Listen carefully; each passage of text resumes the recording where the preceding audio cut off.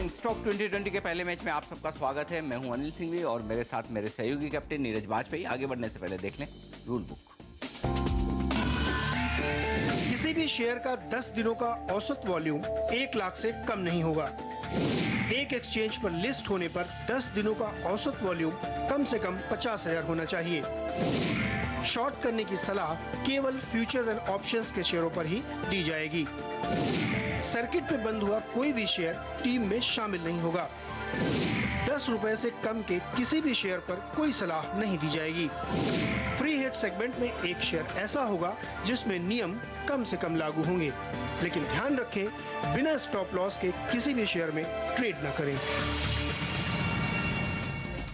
और देख लेते हैं किस तरह के संकेत मिल रहे हैं विदेशी बाजारों से, जिसके बेसिस पर आज हमारी टीम्स बनेगी। अमेरिकी बाजारों में एक मिला जुला सेशन, मामूली कमजोरी के साथ डाउन नीचे, लेकिन नेस्डेक पॉजिटिव बंद होने में कामयाब रहा। लेकिन अमेरिकी बाजारों को मत देखिए एशियाई बाजारों को, जहां पर जबरदस्त तेजी का माहौल बना हुआ है। भारतीय बाजार भी संकेत वहीं चलेंगे। निक्केई के बाजार भले ही खामोश हो, लेकिन आप देखिए हांगकांग के बाजारों को 325 अंकों की तेजी वहां पर है। लेकिन सबसे बेहतरीन परफॉर्मेंस अगर आज दुनिया भर के बाजारों में कहीं दिख रही है तो वो है हिंदुस्तान के बाजार 1.5%, यानी कि एसजीएक्स निफ्टी साफ तौर पर सेंचुरी मारने के मूड में, तो अच्छी खासी तेजी के साथ करेंगे भारतीय बाजार शुरुआत। ये संकेत एसजीएक्स निफ्टी से आते हुए दिख रहे हैं। नीरज बताइए, ऐसे में आज तो कम से कम आप पूरे 10 के 10 बल्लेबाज उतारेंगे, मुझे भरोसा है। बिल्कुल, स्ट्रेटजी देख के बनानी चाहिए और कल सही पड़ी तो आज सेक्टर्स लगता है कि खरीदारी का माहौल करना चाहिए। लेकिन अनिल जी, जो लॉन्गर टर्म का व्यू अभी भी वो दिक्कत शॉर्ट का ही रहेगा, क्योंकि ये सस्टेन करना बड़ी बात होगी। लेकिन डेफिनेटली आज ट्रेडिंग करनी है आपको तो बिल्कुल लॉन्ग करिए, 10 के 10 बल्लेबाज ही होंगे आप। बिल्कुल, हम तो कल भी बल्लेबाजों के साथ ही उतरे थे, लेकिन दिक्कत यही हुई कि शायद रुपए की जो मजबूती हम उम्मीद कर रहे थे वो आखिरी 1 घंटे में हुई भारतीय बाजारों के बंद होने के बाद। लेकिन हाँ, Q3 का खतरा टलता हुआ दिख रहा है, ये एक बड़ा पॉजिटिव है। और 2 दिनों से एफआईसी की तरफ से खरीदारी के आंकड़े भले ही छोटे सही लेकिन आते हुए दिख रहे हैं, ये पॉजिटिव है। और ऐसे में हम भी पूरी तरह से बल्लेबाजी के मूड में, लेकिन हमारे सिलेक्टर्स का यही मानना है 5900 5925 के आसपास थोड़ा सा बाजार रुकने की कोशिश करेगा, तो वहां पर चाहें तो प्रॉफिट बुकिंग भी करें और बहुत ज्यादा गैप से ओपन हो तो सेलेक्टिवली खरीदारी करें, ये रणनीति रखकर चलें। बताइए ओपनर्स कौन से हैं? बैंकिंग शेयर जो सबसे ज़्यादा हाई बीटा होते हैं और वहीं पर सेक्टर्स को लगता है कि आज ये कुछ हाल आएगा। जैसे स्टेट बैंक ऑफ इंडिया सबसे पहला होगा। ज़बरदस्त गिरावट स्टॉक में देखी गई है, चूँकि रिजल्ट सीजन शुरू हो गया है और तमाम सारे कंसर्न्स हैं और दबाव है वेट कम करने का। ये सारी खबरों के चलते स्टॉक में तेज़ गिरावट आई थी, लेकिन अब सेलेक्टर्स को आज के लिए लगता है कि बैंकिंग शेयरों में आपको तेज उछाल देखने को मिल सकता है। तो स्टेट बैंक 1900 का बहुत ही कंजर्वेटिव टारगेट में दे रहा हूँ यहाँ पे ट्रेडिंग के लिहाज से, लेकिन उससे ऊपर भी जा सकता है, तो खरीदारी करके चलें। बैंक ऑफ इंडिया अगला स्टॉक होगा। यहाँ पे भी लगातार सेलेक्टर्स इस पे बाई कॉल दे रहे हैं, क्योंकि ये काफ़ी नीचे आ चुका है, 52 हफ्तों के निचले स्तर के आसपास ट्रेड कर रहा है। तो सेलेक्टर्स को लगता है यहाँ पे भी एक तेज़ बाउंस आता हुआ आपको दिखेगा। इसमें 240 तक के लक्ष्य बना के आप लॉन्ग पोजीशन बना के चल सकते हैं। तो ओवरऑल बैंकिंग पैक में ही आपको तेजी दिखेगी, लेकिन ये 2 स्टॉक मेरे सेलेक्टर्स ने खरीदारी के लिए सुझाए हैं। अनिल जी, इसी स्पेस के शेयर होंगे, बैंक्स नहीं है लेकिन फाइनेंशियल इंस्टीट्यूशंस है जहां पर हमारे सिलेक्टर्स बुलिश है। LIC हाउसिंग ये होगा पहला शेयर जिसके साथ हम पारी की शुरुआत करेंगे और हमारे सिलेक्टर्स मानते हैं कि इस स्टॉक में काफ़ी बेहतरीन बुलिश पैटर्न बनता हुआ दिख रहा है। टेक्निकल कॉल है, लेकिन वैसा देखा जाए तो फंडामेंटली भी इस स्टॉक में बैंकिंग लाइसेंस के लिए अप्लाई करने के बाद लोगों को लगा कि अब सारे ट्रिगर्स खत्म हो चुके हैं और उसके बाद एक प्रॉफिट बुकिंग आती हुई दिख रही है। लेकिन कुछ फंड्स वापस से यहाँ पर एक्टिव होते हुए दिख रहे हैं। हमारे सिलेक्टर्स मानते हैं कि उस लिहाज से ये एक ऐसा स्टॉक है जो आज ऊपर की तरफ आपको बेहतरीन रिटर्न्स दे सकता है। 236 रुपए के टारगेट के साथ LIC हाउसिंग में खरीदारी का मौका हमारे सिलेक्टर्स देख रहे हैं। 226 के आसपास का स्टॉप लॉस लगाकर यहाँ पर तेजी करनी चाहिए। पावर फाइनेंस कॉर्पोरेशन या PSC ये होगा अगला स्टॉक जहाँ पर हमारे सिलेक्टर्स बुलिश हैं और उन्हें लगता है कि ये स्टॉक भी आपको तेजी की तरफ अच्छे रिटर्न दे सकता है। इनफैक्ट लगभग सारी सरकारी कंपनियां इस वक्त अच्छे खासे खरीदारी के रुझान दिखा रही है और खासतौर से फाइनेंशियल सर्विसेज सेक्टर की ये कंपनियां हमें लगता है कि बाजार के मुकाबले में ज़्यादा बेहतर प्रदर्शन कर सकती है, आउट परफॉर्म कर सकती है। ऐसे में 146 रुपये का टारगेट रखकर आप PSC में भी खरीदारी का एक मौका देख सकते हैं। 138 के आसपास का स्टॉप लॉस लगाकर आपको ट्रेड करना चाहिए। तो दोनों ही ओपनर हमारे बैंकिंग और फाइनेंशियल सर्विसेज से मेरे और नीरज के, लेकिन वक्त है अब मिस्टर डिपेंडेबल का।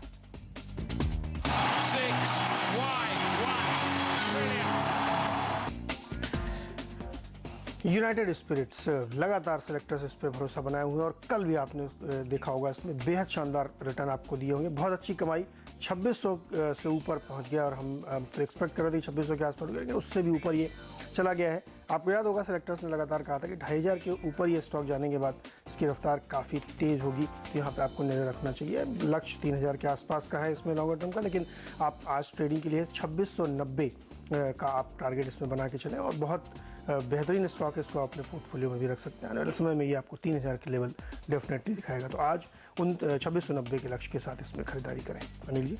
औरोबिंदो फार्मा ये होगा मिस्टर डिपेंडेबल बल्लेबाज, हमारी टीम का फेवरेट प्लेयर और लगातार आपको धीरे धीरे ऊपर की तरफ ये जाता हुआ नजर आ रहा है। कल बाजार के मूड के साथ थोड़ा करेक्ट हुआ है, 192 के आसपास ये स्टॉक बंद होता हुआ दिखा है और हमारे सिलेक्टर्स मानते हैं कि ये बेहतरीन लेवल है जहां पर इस स्टॉक को अच्छा सपोर्ट है। यहाँ से फिर से एक बड़ा बाउंस बैक आज आने की आप उम्मीद कर सकते हैं।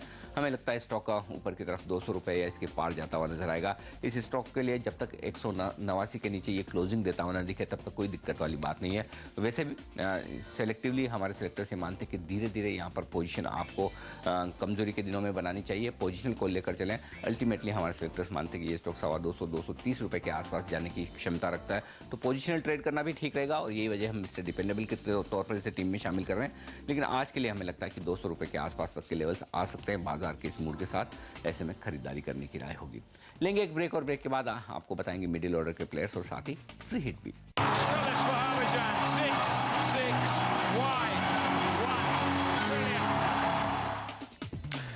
शुरुआत में अब तक हमने 2 बैंक उतारे। हमारे सेलेक्टर्स का मानना है कि बैंक ऑफ इंडिया और स्टेट बैंक ऑफ इंडिया दोनों ही स्टॉक्स में आज आपको अच्छी तेजी मिलेगी, खरीदारी करनी चाहिए और भरोसेमंद खिलाड़ी यूनाइटेड स्पिरिट्स होगा। वहीं अनिल जी की टीम में भी फाइनेंसिंग कंपनी है LIC हाउसिंग फाइनेंस और पावर फाइनेंस कॉर्पोरेशन, दोनों में खरीदारी सलाह और औरोबिंदो फार्मा भरोसेमंद खिलाड़ी है। काफ़ी अच्छा मूव इसने पिछले कई महीनों में भी अगर आप देखें तो दिलाया है। मिडिल ऑर्डर की बात करें तो मेरे सेलेक्टर्स का मानना है कि अल्ट्राटेक सीमेंट एक स्टॉक है जो बहुत ही मजबूत दिख रहा है टेक्निकली। चूंकि आज फंडामेंटल है और बाजार भी इसको सपोर्ट कर रहा है, तो काफ़ी अच्छी एक रैली इसमें आपको देखने को मिल सकती है। इसलिए 1980 का लक्ष्य बनाते हुए अल्ट्राटेक सीमेंट में आपको खरीदारी करके चलना चाहिए। 1940 के आसपास स्टॉप लॉस लगाए।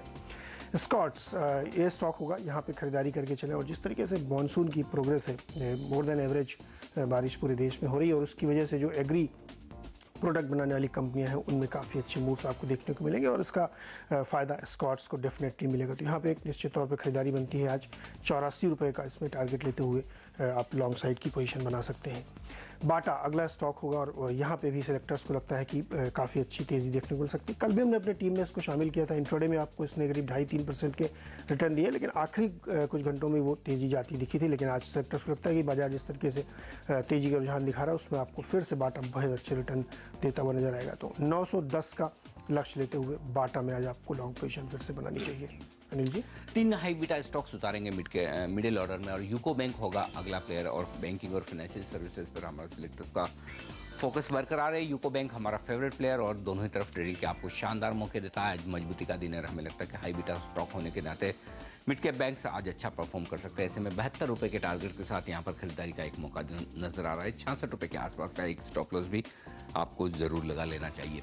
JSW एनर्जी ये होगा अगला प्लेयर जहां पर खरीदारी करने की राय हमारे सेलेक्टर्स की और यहां पर भी एक अच्छा तेजी का उछाल देखने को मिल सकता है। आज के सेशन में बदलते हुए माहौल के साथ इस तरह के mid cap stocks out perform करेंगे, ऐसा हमारे सेलेक्टर्स का मानना है। 48 रुपये के लक्ष्य के लिए यहाँ पर खरीदारी का एक मौका आप देख सकते हैं। 44-50 के आसपास का एक स्टॉप लॉस लगाकर आपको ट्रेड करना चाहिए। इंडिया बुल्स रियल एस्टेट ये होगा अगला प्लेयर जहां पर खरीदारी करने की राय हमारे सेलेक्टर्स की आती हुई दिख रही है और हमारे सेलेक्टर्स का मानना है कि आईबुल रियल भी एक ऐसा स्टॉक है जहां पर अच्छी तेजी हो सकती है। वैसे भी आप देखें तो पूरा real estate space high beta माना जाता है और कल के सेशन में यहाँ पर अच्छी कमजोरी भी आती हुई दिखी थी इस स्पेस के स्टॉक्स में।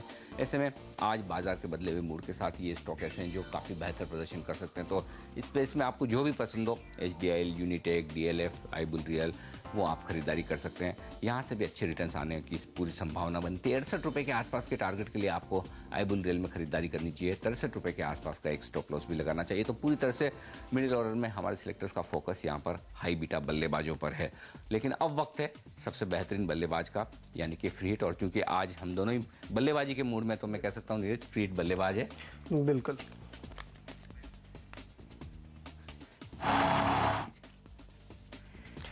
एवरेडी इंडस्ट्रीज को सेलेक्टर्स ने फ्री हिट के लिए चुना हुआ और इसमें सेलेक्टर्स को लगता है कि कई सारे ट्रिगर्स हैं जहां पे आपको नजर रखनी चाहिए और बहुत अच्छी मूव्स इसमें आते हुए दिखेंगे। तमाम ब्रोकरेजेस हाउस की तरफ से इसमें बाइंग की कॉल दी गई है। इनका जो बिजनेस है टी स्टेट वाला प्लस इनके पास जो सेल्स का बैटरी सेल्स का बिजनेस है वो काफ़ी ज़्यादा प्रोग्रेसिव दिख रहा है और इनके कई सारे इनोवेटिव प्रोडक्ट्स हैं जो रूरल मार्केट में बेहतरीन टैप कर रहे हैं। तो सेक्टर्स का मानना है कि ये जो वैल्यूएशन के लिहाज से अगर आप देखें तो वो अभी भी बहुत सस्ता दिखा और अब खबरें ये भी चल रही हैं कि जो इनका जो टीज वाला बिजनेस है टी स्टेट वाला उसको ये शायद अलग करने की योजना बना रहे हैं जिससे कि प्रॉपर वैल्यूएशन आ सके और वैल्यू अनलॉक हो सके। तो सेक्टर का मानना है कि ये एक ऐसा स्टॉक है जिस पे आप आज तो ट्रेडिंग करेंगे ही करेंगे, इसको आप नज़र रखिए, इसमें बहुत सारे जो है मूव्स आते हुए आपको आने वाले समय में दिखेंगे और वैल्यूएशन के लिहाज से भी काफ़ी सस्ता ये इस समय दिख रहा है। तो ये एवरेडी इंडस्ट्री सेक्टर्स का मानना है कि 18 रुपये का आज को इंट्राडे टारगेट लेते हुए लॉन्ग पोजीशन बना के चलें और अगर आप इसको होल्ड करते हैं तो यहाँ से सेक्टर्स लगता है कि मतलब 2-3 हफ्ते अगर आप इसको होल्ड कर सकते हैं तो 25 रुपये तक के लक्ष्य आपको आने वाले समय में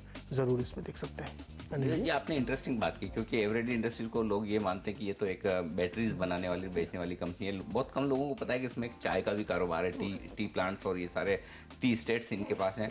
और इंटरेस्टिंग बात है कि जो मार्केट कैप पे ये स्टॉक ट्रेड कर रहा है उससे ज्यादा तो इसकी ब्रांड वैल्यू है और इसे एक्चुअली एफएमसीजी स्टॉक की तरह के वैल्यूएशन मिलने चाहिए, लेकिन जैसा आप बता रहे हैं कि अलग अलग कारोबार है, सारे मिक्स है, शायद इस वजह से जो वैल्यूएशन एवरेडी को मिलने चाहिए वो अब तक नहीं मिले। तो अगर ये वैल्यू अनलॉकिंग वाला डेवलपमेंट होता है तो इस स्टॉक के लिए बड़ा फायदे की बात हो सकती है। तो एवरेडी आपका फ्रीट है, लेकिन हमारा फ्रीट है देना बैंक, क्योंकि बैंकिंग और फाइनेंशियल सर्विसेज सेक्टर पर ही हमारे सिलेक्टर्स भरोसा कर रहे हैं कि रिकवरी में ये लीड करेंगे, उस लिहाज से देना बैंक को हम यहाँ पर टीम में शामिल कर रहे हैं। 2-3 वजह है। पहली वजह तो ये कि स्टॉक के फंडामेंटल्स हमें बेहद अट्रैक्टिव नजर आते हैं ना, जिस तरह का डिविडेंड यील्ड है वो काफ़ी बेहतरीन है। 6% के आसपास का डिविडेंड यील्ड देना बैंक का है, जो कि बैंकिंग स्पेस में सबसे बेहतरीन कहा जा सकता है। तो ऐसे में कैपिटल एप्रिसिएशन अपनी जगह है, लेकिन रेगुलर कमाई करने के लिहाज से भी 6% का डिविडेंड यील्ड काफ़ी फंड मैनेजर्स को पसंद आता है।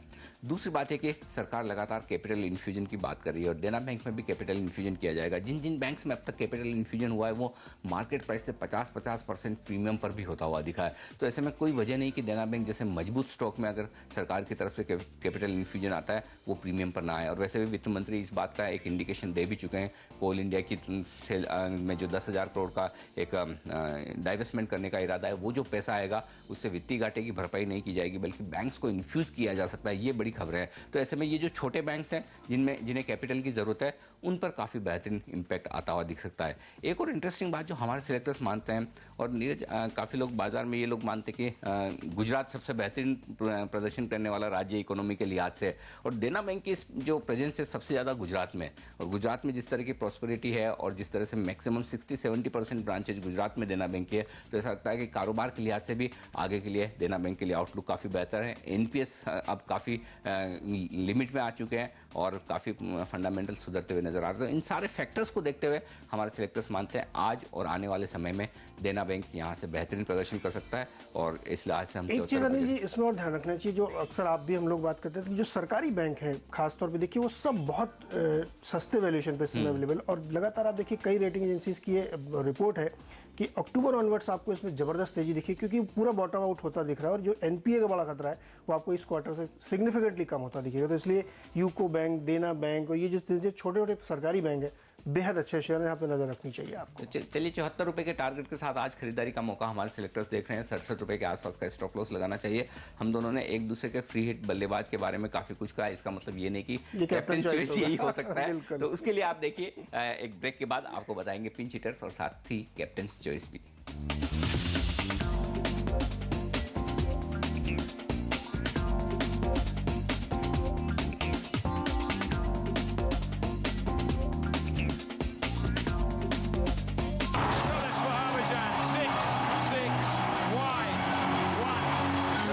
स्वागत है आपका एक बार फिर से। और अगर आप मेरी टीम पर नज़र डालें तो अब तक 7 बल्लेबाज हम उतार चुके हैं और बैंकिंग की शुरुआत हमने की थी वहाँ पे भरोसेमंद खिलाड़ी के तौर पर United Spirits, UltraTech Cement, Scotts, Bata और एवरेडी मेरी टीम में अब तक शामिल। वहीं अनिल जी की टीम में भी आप देखें तो हाई बीटा स्टॉक्स काफ़ी ज़्यादा हैं उसमें। आप देखिए तो आपको इंडिया बुल्स रियल मिलेगा जो काफ़ी बेहतरीन चाल अपनी दिखाता है, देना बैंक है, जेएसडब्ल्यू एनर्जी, यूको बैंक, तो ये तमाम सारे शेयर खरीदारी सलाह और भारत भरोसेमंद खिलाड़ी के तौर पर अरबिंदो फार्मा जो भी काफ़ी बेहतरीन प्रदर्शन अब तक दिखाता रहा है। लेकिन अब पिंच हिटर की बारी है आखिरी सेगमेंट में, जहाँ पे 3 और बल्लेबाज सेलेक्टर्स ने चुने। Mahindra and Mahindra financial services selectors को लगता है कि यहाँ पे एक खरीदारी का रुझान आपको रखना चाहिए। इसमें भी कई सारे बिजनेसेस हैं और मॉनसून इस स्टॉक के लिए, इस कंपनी के लिए भी काफ़ी बेहतरीन रहता है, क्योंकि इनकी जो फाइनेंसिंग होती है वो रूरल सेगमेंट में व्हीकल्स के लिए काफ़ी ज़्यादा है। और बहुत कम लोगों को पता है कि इनकी हाउसिंग फाइनेंस की भी एक कंपनी है जो इसी के बिज़नेस के तहत चलती है, और वहाँ पे भी सेलेक्टर्स को लगता है कि जो छोटे टिकट साइज़ का हाउसिंग लोन होता है वो काफ़ी अच्छा पिकअप कर रहा है। और कल ही बैंकों की तरफ से भी बताया गया कि क्रेडिट ऑफ टेक बेहतरीन दिख रहा है। तो सेलेक्टर्स को लगता है कि ये पोर्टफोलियो स्टॉक भी है, लेकिन ट्रेडिंग के लिहाज से भी इसको आपको नज़र रखना चाहिए। जिस तरीके से मानसून प्रोग्रेस कर रहा है, रूरल इकॉनमी प्रोग्रेस करेगी, उसका फ़ायदा डेफिनेटली देखते हुए मिलेगा। और दूसरा, इलेक्शन ईयर है तो बहुत सारे जो एक्सपेंडिचर्स हैं जिन एरिया में होते हैं उसका भी महिंद्रा फाइनेंशियल जैसी कंपनियों में फ़र्क पड़ता है, क्योंकि व्हीकल सेल्स बढ़ती है कमर्शियल व्हीकल्स की। तो ये खरीदारी सलाह होगी। 280 का लक्ष्य लेते हुए इसमें लॉन्ग पोजीशन बना के चलिए। जिंदल स्टील एंड पावर, यहाँ पे खरीदारी चलिए। ये बिल्कुल एक प्योरली टेक्निकल कॉल है और शॉर्ट कवरिंग इसमें देखने को आप मिलेगी। ज़बरदस्त शॉर्ट इसमें बिल्टअप है। कल चूँकि एक खबर भी आई जिसकी वजह से भी कई सारे इसमें शॉर्ट्स बनते हुए देखे गए कि क्यों ना सुप्रीम कोर्ट कहना था कि सारी जो माइंस हैं वो कैंसिल कर दिए हैं, तो इनके पास भी माइंस है, वो सारी चीज़ें हैं। लेकिन आज जिस तरीके से बाजार बिहेव कर रहा है उससे सेक्टर्स को पूरा भरोसा है कि इसमें शॉर्ट कवरिंग दिखेगी और 230 तक के टारगेट आपको इंट्राडे में आते हुए दिख सकते हैं। लेकिन ध्यान रखिए ये कॉल सिर्फ आज भर के लिए, आपको अपनी पोजीशन डेफिनेटली इसमें से हटा लेनी होगी। और अंत में आईटी दिग्गज इन्फोसिस है। रिजल्ट से पहले, हालांकि काफ़ी रिस्की होता है रिजल्ट से पहले इन्फोसिस में आपको पोजीशन लेना, लेकिन सेक्टर्स को लगता है जिस तरीके से बिहेवियर पिछले 3-4 दिनों में इसने दिखाया है उससे उम्मीद बनती है कि शायद नतीजे आपको या बाजार को पसंद आएंगे। इसी वजह से इसमें लगातार तेज़ी बनी हुई दिख रही है। और यूएस में रिकवरी और डॉलर में मजबूती, ये दो चीज़ें ही अपने आप में काफ़ी है किसी भी आईटी स्टॉक को मजबूती देने के लिए। तो सेक्टर्स को लगता है कि यहाँ पे आपको एक लॉन्ग पोजीशन बनानी चाहिए। 2540 का इंट्राडे टारगेट होगा और डेफिनेटली इसमें भी आपको पोजीशन अपनी बाजार बंद होने से पहले खत्म कर लेनी, क्योंकि कल इसके नतीजे होंगे। 2490 के आसपास आपको स्टॉप लॉस भी लगाना चाहिए। अनिल जी, बेहतरीन बल्लेबाज यहाँ पर होंगे हमारे पिंच हिटर सेगमेंट में। रिलायंस कैपिटल ये होगा अगला प्लेयर जहाँ पर हमारे सेलेक्टर्स लगातार बुलिश हैं और हमें लगता है कि ये स्टॉक ऊपर की तरफ आपको बड़े पॉजिटिव सरप्राइजेस दे सकता है। तो बाजार की कमजोरी में खरीदारी करने की राय यहाँ पर हमारे सेलेक्टर्स की। और कल एक ऊपर के लेवल से अच्छा करेक्शन इस स्टॉक ने दिया भी है, अपने इंपॉर्टेंट सपोर्ट लेवल के आसपास क्लोज होता हुआ नजर आया। यहाँ से एक अच्छा उछाल आना आज हमारे सेलेक्टर्स मानकर चल रहे हैं। ऐसे में 390 रुपये के टारगेट के लिए खरीदारी करें आप रिलायंस कैपिटल में। 373 के आसपास का स्टॉप लॉस लगाएं। काफ़ी अलग अलग तरह के कारोबार हैं और वैल्यू अनलॉकिंग होने की यहाँ पर पूरी संभावना है। न्यूज़ फ्लो इस पूरे ग्रुप को लेकर काफ़ी पॉजिटिव, काफ़ी स्ट्रॉन्ग है। ऐसे में अब अगर इस ग्रुप में आपको कोई एक स्टॉक खरीदना है तो वो आर कैप होना चाहिए। जेपी पार ये होगा दूसरा स्टॉक जहां पर खरीदारी करने की राय हमारे सिलेक्टर्स की। High beta stock JP group अपने आप में हाई बीटा है और ये ऊपर से पार सेक्टर में, पार सेक्टर के सारे स्टॉक चाहे वो अदानी ले लें, जेपी ले लें, रिलायंस पार ले लें, जेएसडब्ल्यू एनर्जी ले लें, सब बाजार के मूड के साथ बड़े स्विंग्स आजकल दिखाते हैं। वायदा कारोबार का स्टॉक है। 18 रुपये के टारगेट के साथ यहाँ पर खरीदारी करने का मौका हमारे सिलेक्टर्स मानकर चल रहे हैं। 16 रुपये 25 पैसे के आसपास का एक स्टॉप लॉस भी लगा ले। कल ही एक दिग्गज एफआई की तरफ जेपी मॉर्गन की तरफ से 25 रुपये के टारगेट भी जेपी पावर के लिए आए, तो यहाँ पर एफआईएस की तरफ से अच्छे खासे ऊपर के लक्ष्य तो हैं ही। और टीम का अंत करेंगे एकमात्र कैश मार्केट के स्टॉक एनसीसी लिमिटेड के साथ। बाकी सारे हमारी टीम में वायदा कारोबार के शेयर हैं, सिर्फ यही एक ऐसा स्टॉक है जो कैश मार्केट में हमारे सिलेक्टर्स लगातार ये मानते हैं कि कंस्ट्रक्शन स्पेस में अगर एक सबसे बेहतरीन कोई कंपनी है तो वो नागार्जुना कंस्ट्रक्शन है। फंडामेंटली बेहद मजबूत, काफ़ी फंड्स की अच्छी खासी होल्डिंग, बाजार के दिग्गज बिग बुल राकेश झुंझुनवाला लगातार इस कंपनी में अपनी स्टेक बढ़ाते हुए दिखे हैं। अभी हाल ही में 2% उन्होंने स्टेक भी बढ़ाई है। हमें लगता है कि इस स्टॉक में भी आज तेजी का रुझान देखने को मिल सकता है। 29 रुपये के टारगेट के साथ खरीदें आप, लेकिन 27 रुपये के आसपास का एक स्टॉप लॉस जरूर लगा लें। टीम होती है पूरी और इन बल्लेबाजों में से नीरज बताइए आपका पसंदीदा कौन सा होगा फ्री हिट के अलावा? बिल्कुल फ्री हिट के अलावा ही होगा। भरोसेमंद खिलाड़ी के साथ जाएंगे। ऑरबिंदो फार्मा मेरे सेलेक्टर्स को भी काफ़ी पसंद है और इसमें जिस तरीके से लगातार तेज़ी बनी हुई है तो इसमें पूरी उम्मीद है सेलेक्टर्स को कि बहुत जल्द आपको बेहतरीन रिटर्न देगा। और मुझे लगता है ये 200 का जो इसका स्तर है ये एक बार ब्रीच हो जाएगा तो उसके बाद इस स्टॉक में आपको एक नई चाल दिखेगी और ये अनचार्टेड टेरिटरी में जाएगा तो वहाँ पे बहुत अच्छे मूव्स आपको दिखेंगे। निश्चित तौर पे इसमें आपको खरीदारी करनी चाहिए और 200 का लक्ष्य आज बहुत ही अचीवेबल है। डेफिनेटली लॉन्ग पोजीशन बनानी चाहिए। इंशाल्लाह आपकी रिकमेंडेशन के साथ शायद वो 200 रुपये का लेवल आज पार होता हुआ नजर आए। लेकिन आपकी टीम में से मुझे एस्कॉर्ट्स पसंद है और हमारे सेलेक्टर्स पिछले हफ्ते इस स्टॉक को रिकमेंड भी कर चुके हैं और हमारे सेलेक्टर्स का मानना है कि ये स्टॉक 90-95 रुपये तक बहुत तेज़ी से जाता हुआ दिख सकता है। बाजार के बड़े दिग्गज इन्वेस्टर्स इस स्टॉक में एंट्री करते हुए दिखे हैं, ये इंटरेस्टिंग है। हालांकि जब शेयर होल्डिंग पैटर्न आपके सामने आएगा तिमाही के अंत में, तब आपको कुछ इंटरेस्टिंग नाम इसमें आते हुए दिख सकते हैं। लेकिन ट्रैक्टर्स का कारोबार है, एग्रीकल्चर इक्विपमेंट्स का कारोबार है, मानसून काफ़ी बेहतर है, ऐसे में हमें लगता है कि एस्कॉर्ट्स ऑटो स्पेस में अब आपको बेहतरीन आउट परफॉर्मेंस दिखाने वाला शेयर साबित हो सकता है। वैसे भी ये स्टॉक गिरने में कम और बढ़ने में ज़्यादा तेजी से ऊपर आने की कोशिश करता है। 84 रुपये के टारगेट हमें लगता है बड़ी आसानी से अचीव होंगे। चलिए पहले मैच में मुझे और नीरज को दीजिए इजाजत। ब्रेक, और ब्रेक के बाद होगा अगला मैच जो खेलेंगे आशीष और संदीप। बने रहिए हमारे साथ।